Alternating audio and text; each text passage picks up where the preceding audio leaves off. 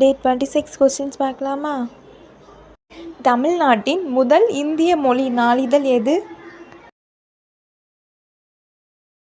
Answer option B சுதேசமித்திரன். தமிழ் மறுமலர்ச்சி இயக்கம் தொடர்புடையவர் யார்?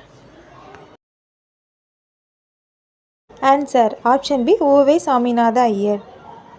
கீழ்கண்டவற்றில் கிழக்கு தொடர்ச்சி மலை சார்ந்தது எது?